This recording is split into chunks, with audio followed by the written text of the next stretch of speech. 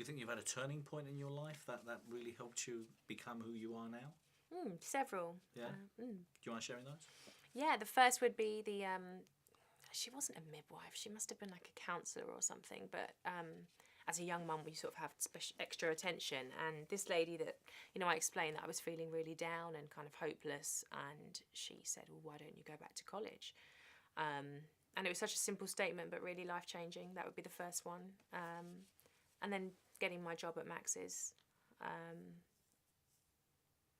Obviously the birth of my daughter. But yeah, they would be some of them. And that's one of the things I always like covering as well, is what do you think the problems of society are? Because obviously there's a number of skills that we do, but first, what are the problems you think with society nowadays? There are many.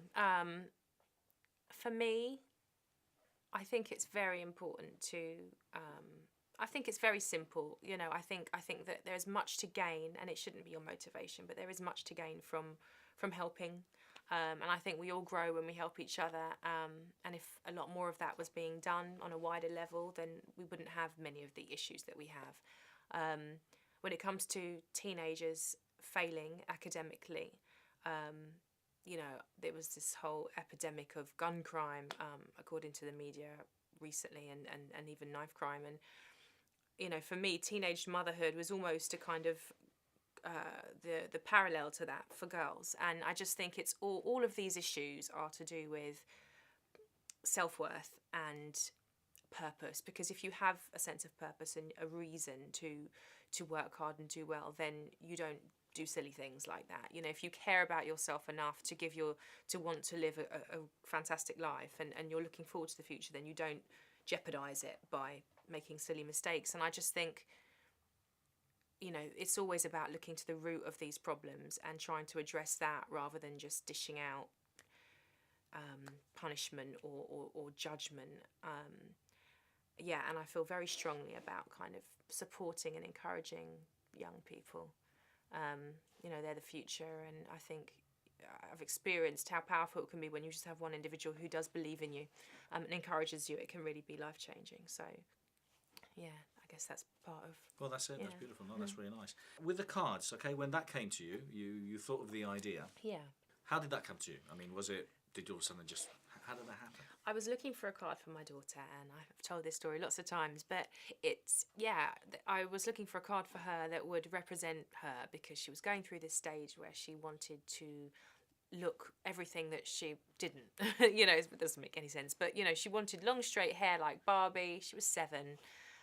She has gorgeous curly brown hair, and so I went looking in the card stores for a little black princess, and just realised there was a complete absence of anything representing the society that we live in, which is probably the most multicultural city in the world. Yeah, absolutely. And I just thought that on a social level, it is really important that kids have access to images which represent them, positive images, and that it's important. We're bombarded, particularly girls, with ideals of beauty all the time, many of which are really unobtainable and unhealthy. And I wanted to create something which would kind of say, well, beauty comes in all guises, and you're beautiful just as you are. That's kind of the ethos behind the range. And on a commercial level, it just seemed like a crazy oversight, considering the market, and sort of came up with the idea for Colorblind Cards there and then. And where are you with it now? Now, it's been ticking along for the past few years because the PR has grown so quickly and been so intense. But recently I kind of reevaluated, and I'm spending a lot more time and focus now on Colorblind. We have a wonderful position. We have a really strong following, and the people that love the brand and love what we're doing, which is wonderful. So we are in South Africa, and in the US in a small way. We're in Barbados and even Bermuda. We were in many of the Clinton stores until they went into liquidation recently. We're still in a few, and then lots of independents, and of course on our own website, which is colorblindcards.com. Lovely.